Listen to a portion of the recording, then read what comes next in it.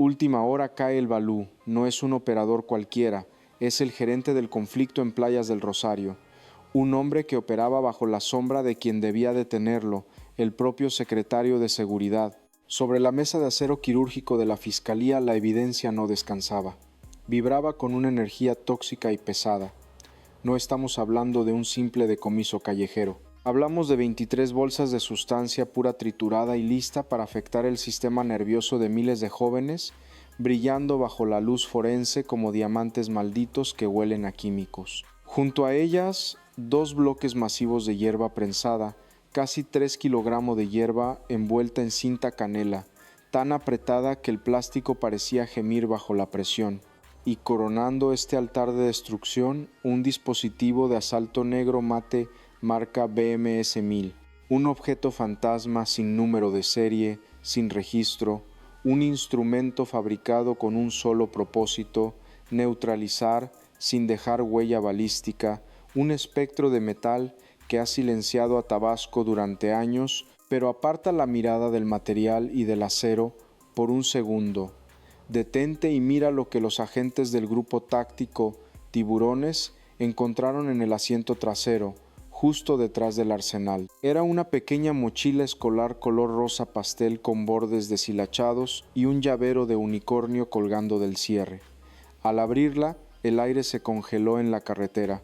No había cuadernos de tarea. Había una hoja de papel de cuaderno doblada en 4 con un dibujo infantil hecho con crayones de cera, una figura gigante sosteniendo la mano de una niña pequeña. Esa mochila no era basura, era la prueba de que el individuo que conducía ese auto también era padre, o peor aún, que usaba la inocencia de su propia sangre como escudo humano para mover la mercancía por el corredor del conflicto.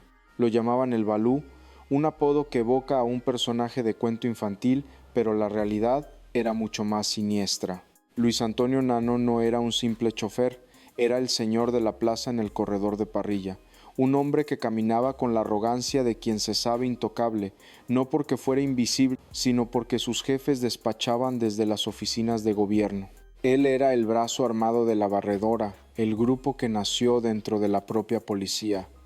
Un individuo que no huía de las sirenas porque durante años las sirenas trabajaron para él. Lo que ocurrió en la carretera Teapa-Villahermosa no fue un retén de rutina, fue el momento exacto en que el destino alcanzó a la impunidad.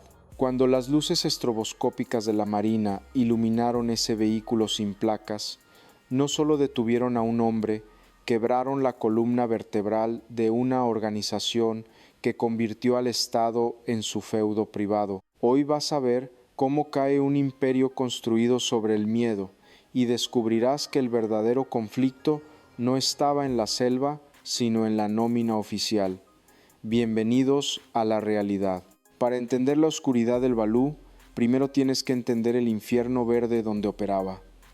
Tabasco no es solo selva y petróleo, es un territorio donde la humedad se te pega a la piel y el miedo se te mete en los huesos. Y en medio de ese calor sofocante, Luis Antonio N. construyó su reino personal.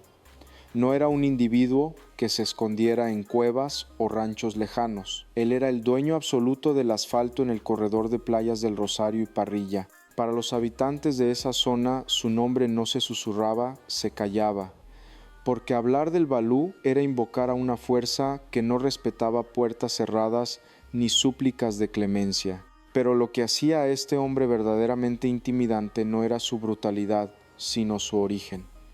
El Balú no trabajaba para un grupo invasor. Él era un engranaje vital de la barredora, una organización nacida de la perversión máxima, el crimen gestado desde adentro de la placa policial. Piénsalo un segundo, sus jefes no estaban en la sierra. Sus jefes, según los expedientes de inteligencia, despachaban desde las oficinas refrigeradas de la Secretaría de Seguridad Pública. Con Hernán Bermúdez Requena, el llamado abuelo, manejando los hilos desde la cúpula policial, operadores como el Balú caminaban por Villahermosa con una impunidad blindada. Se movía con la arrogancia de quien sabe que el sistema está trucado a su favor.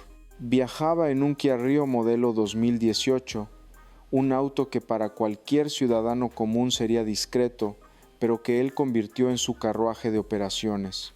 Lo más escalofriante, no le ponía placas, no las necesitaba. En su mente las leyes de tránsito, al igual que las leyes penales, eran sugerencias para los débiles, no para los dueños de la plaza. Esa falta de matrícula era su firma, un grito silencioso a los cuatro vientos que decía: yo soy la autoridad aquí. Bajo su mando, el secuestro y la extorsión dejaron de ser delitos para convertirse en una industria burocrática. Cobraba piso con la precisión de un contador y ejecutaba castigos con la frialdad de un ejecutor. Llevaba consigo ese dispositivo BM o MIL, un objeto fantasma sin registro, no para defenderse, sino para ofender. Era el príncipe de una dinastía podrida, convencido de que su reinado de conflicto, protegido por la sombra del poder político, duraría para siempre. Pero olvidó una lección básica: hasta los imperios más protegidos se derrumban cuando el suelo empieza a temblar. La noche del 16 de enero cayó sobre Villahermosa como una manta de plomo. En la carretera Teapa-Villahermosa, la humedad tropical no dejaba respirar. Pero lo que estaba a punto de ocurrir cortaría el aire de golpe. No era un patrullaje rutinario de tránsito. Era una operación sincronizada de alto nivel. El gabinete de seguridad había marcado el mapa con una X roja a la altura de la colonia Plutarco Elías Calles, convirtiendo un tramo de asfalto civil en un cuello de botella militarizado. El despliegue fue masivo, una demostración de fuerza bruta diseñada para aplastar psicológicamente cualquier intento de fuga antes de que pudiera empezar. Por un flanco, los operadores de la Fuerza Interinstitucional de Reacción Táctica, la temida FIRT Olmeca, se desplegaron entre las sombras del acotamiento, invisibles y listos para neutralizar amenazas.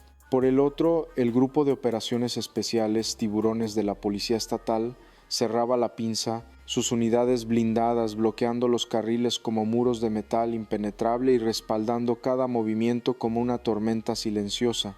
La infantería de la Secretaría de Marina, con su disciplina de hierro y equipamiento pesado, sellaba el perímetro exterior. La carretera se transformó en segundos en una zona de operación estática. Las luces estroboscópicas azules y rojas bañaban el asfalto, creando un efecto visual hipnótico y aterrador que rebotaba en los chalecos tácticos. Cada vehículo que pasaba era escaneado por docenas de ojos entrenados, buscando una anomalía en el flujo del tráfico nocturno.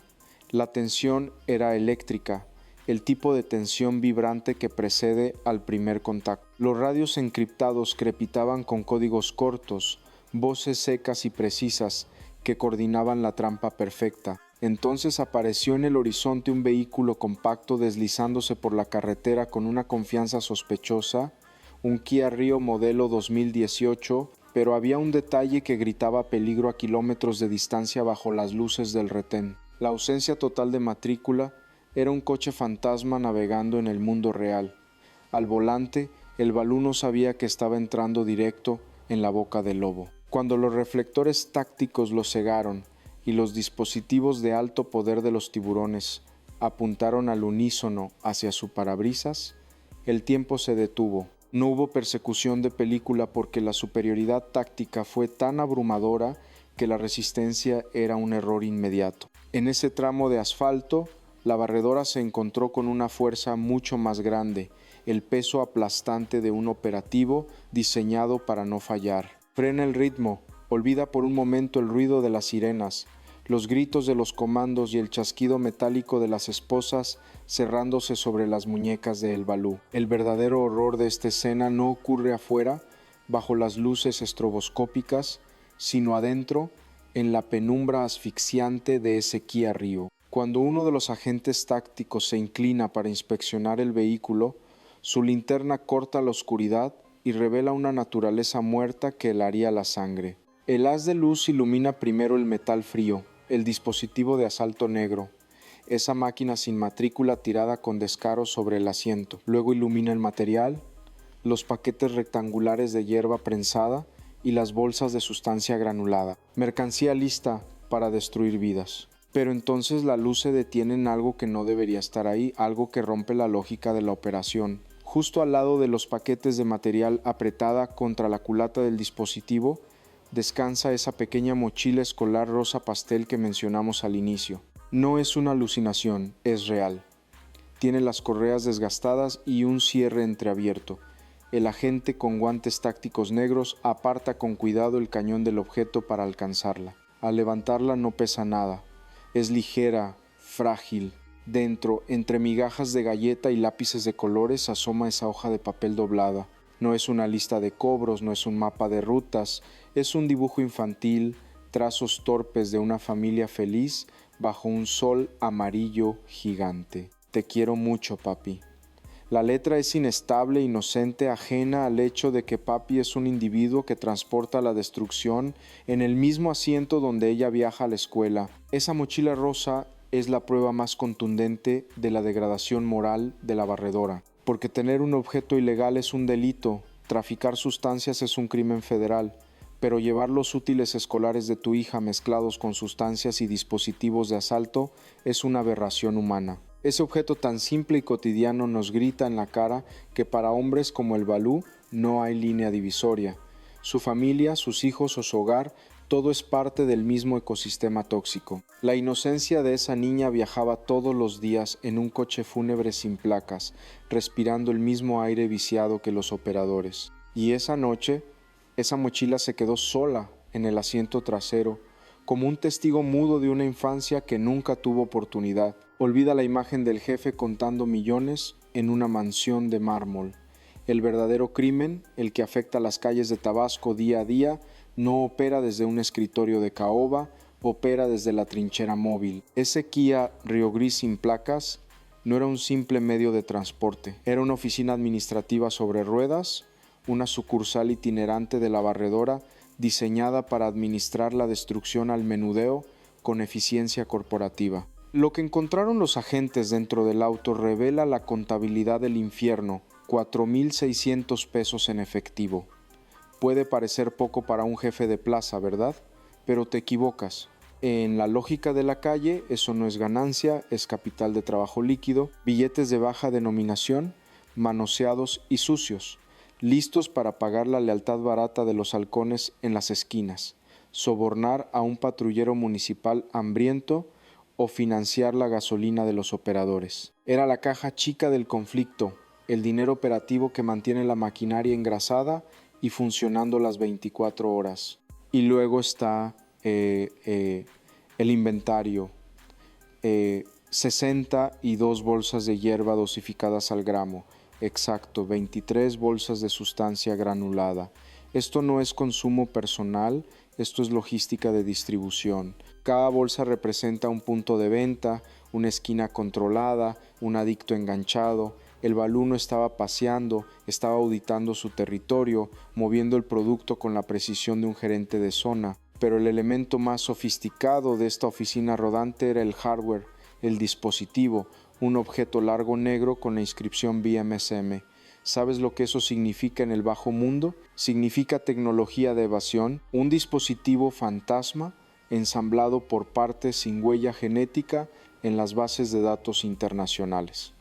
No lo compras en una tienda, lo encargas a través de redes de tráfico especializadas que cruzan fronteras invisibles. Tener ese dispositivo en el asiento del copiloto es un símbolo de estatus logístico. Dice que la barredora no compra sobras, importa recursos. Todo esto sucedía bajo la nariz de la sociedad, protegido por una capa invisible de impunidad institucional. Porque recordemos, esta maquinaria logística, estos coches sin placas y estos objetos fantasmas operaron durante años bajo el paraguas protector de Hernán Bermúdez Requena. La logística del Balú funcionaba porque el sistema estaba diseñado para no verla.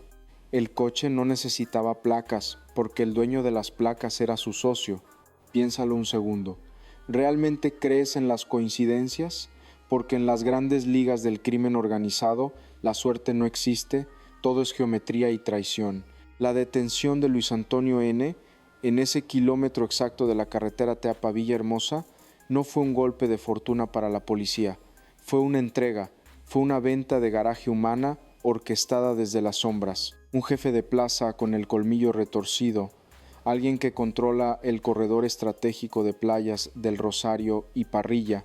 No comete errores de novato. Conoce cada bache, cada horario de guardia y cada ruta de escape. No conduces un Kia Rio sin placas cargado con kilos de sustancias y un dispositivo de asalto directo hacia un operativo conjunto de la Marina y fuerzas estatales, a menos que alguien te haya garantizado que el camino estaba limpio. Balú no cayó por incompetente, cayó porque alguien muy cerca de él decidió que su libertad ya no era rentable. El contexto lo es todo.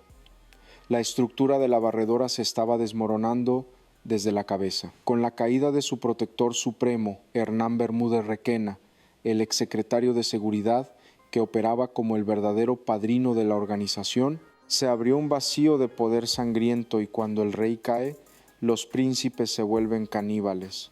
Es la ley no escrita del mundo criminal. Para que un nuevo líder ascienda, los operadores viejos deben ser ofrendados como trofeos de paz a las autoridades. Esta noche del 16 de enero, mientras el Balú conducía confiado sintiéndose el dueño del asfalto, un teléfono sonó en alguna oficina de inteligencia.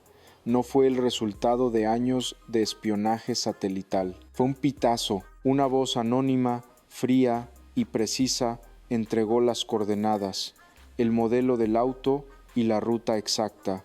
El enemigo no estaba en el retén policial frente a él. El enemigo estaba sentado en su mesa, tal vez contando el dinero con él horas antes. El Balú miraba hacia adelante vigilando el parabrisas, sin saber que el cuchillo que acabaría con su carrera ya estaba clavado en su espalda. Su captura no fue una victoria limpia del sistema, fue el síntoma de una purga interna. Alguien limpió la casa y él era la basura que había que sacar. Mientras el Balú caía en el asfalto húmedo de Tabasco, a 700 kilómetros de distancia en el búnker de Constituyentes, el mapa de calor se actualizaba en tiempo real. Esto no fue un accidente de tránsito, fue una ejecución estratégica diseñada desde la oficina de Omar García Harfuch, porque en el nuevo esquema de seguridad nacional las casualidades están prohibidas. La orden que bajó desde la Ciudad de México al Gabinete de Seguridad fue quirúrgica, fría y sin margen de error.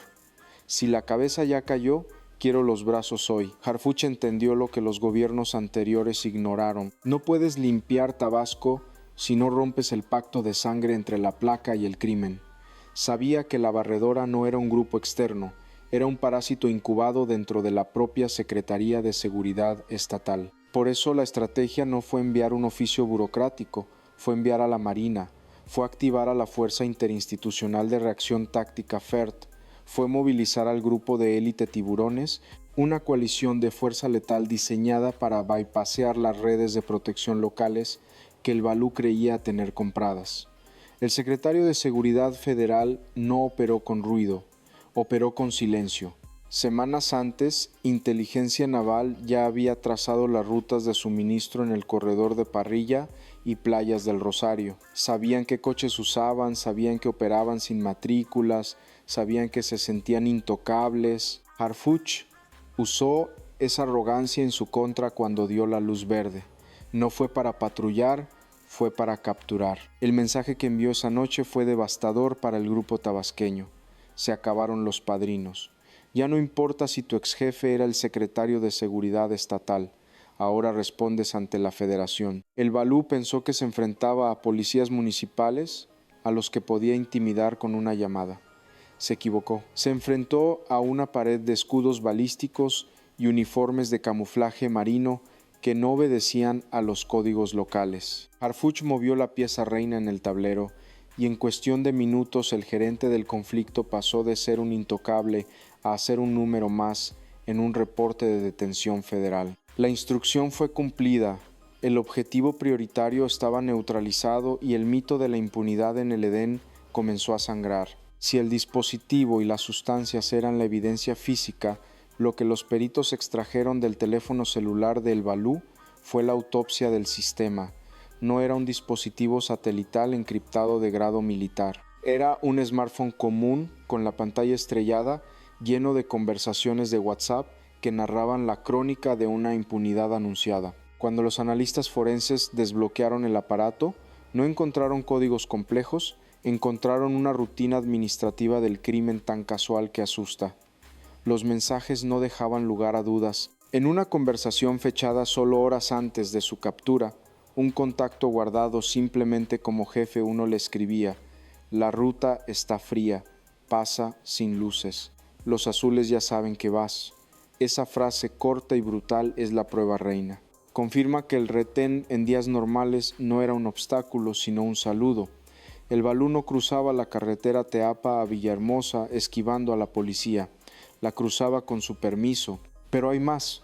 En la galería de imágenes, entre memes y fotos familiares, aparecían capturas de pantalla de documentos oficiales, bitácoras de patrullaje filtradas y listas de nómina de policías municipales marcados con un pagado en color verde. El teléfono de Luis Antonio N. funcionaba como el Departamento de Recursos Humanos de la Barredora. Ahí estaba la estructura completa. ¿Quién cobraba por mirar hacia otro lado? ¿Quién cobraba por avisar? ¿Y quién cobraba por actuar? Lo más perturbador fue un audio de 10 segundos enviado al grupo denominado Limpieza Sur. Se escucha la voz del Balú, tranquila, casi aburrida, diciendo: ya levantamos la cuota de parrilla. Si el de la tienda no quiere pagar la próxima semana, mándale a los muchachos para que le den un susto, pero que no se les pase la mano, solo que entienda quién manda. Ese audio desmonta cualquier defensa. No era un chofer obligado, era un gerente activo del conflicto. Ese teléfono conectó los puntos que faltaban en el mapa de inteligencia de Harfuch, probando que la Barredora no era una leyenda urbana, sino una empresa delictiva con sucursales en cada esquina y socios en cada oficina de gobierno. La evidencia digital no solo condenó a El Balú, condenó al sistema que lo creó. Hoy, la celda de máxima seguridad tiene un nuevo inquilino. Luis Antonio N. ya no es el dueño de la carretera Teapa-Villahermosa. Ahora es solo un hombre vestido de beige esperando sentencia. El dispositivo fantasma BMS-1000 está bajo resguardo en una armería militar, y las 23 bolsas de sustancia nunca llegarán a los pulmones de los jóvenes de Tabasco. Fue una victoria táctica impecable. Harfuch cumplió, la Marina cumplió, los tiburones mordieron, pero cuando las luces de las patrullas se apagan y el silencio regresa a la colonia Plutarco Elías Calles, queda una pregunta flotando en la humedad de la noche. ¿Es suficiente? Porque el Balú no era una anomalía, era un producto. Fue el hijo bastardo de un sistema donde el secretario de seguridad era el jefe del grupo. Cortamos una cabeza así, pero el cuerpo de la Barredora sigue teniendo raíces profundas en la nómina oficial. Arrestar al operador es necesario, pero limpiar la institución que le dio la placa y el permiso para actuar es la verdadera guerra que apenas comienza. Mientras existan escritorios públicos que funcionen como gerencias del crimen, siempre habrá otro Balú listo para tomar el volante del siguiente Kia Rio sin placas. Y para entender el costo real de esta batalla, tenemos que regresar al asiento trasero de ese auto, a esa mochila rosa pastel que se quedó abandonada en el corralón. Piensa en la niña que dibujó a su padre como un héroe gigante bajo el sol. Ella no sabe de extorsiones, ni de dispositivos sin matrícula, ni de ajustes de cuentas. Ella solo sabe que su papá no regresó a casa. Hoy esa niña es una huérfana del mundo criminal, más una víctima colateral de la ambición de un hombre que prefirió ser el rey de la carretera antes que ser un padre digno. El Estado ganó esta batalla y eso hay que celebrarlo, pero la victoria tiene un sabor amargo, porque mientras nosotros aplaudimos la caída del villano, en alguna casa de Villahermosa, una niña pequeña sigue esperando en la ventana abrazada a un unicornio de peluche, sin entender que el individuo al que todos temían, para ella era el único superhéroe que conocía. Y esa inocencia rota, señores, es algo que ningún operativo policial puede reparar.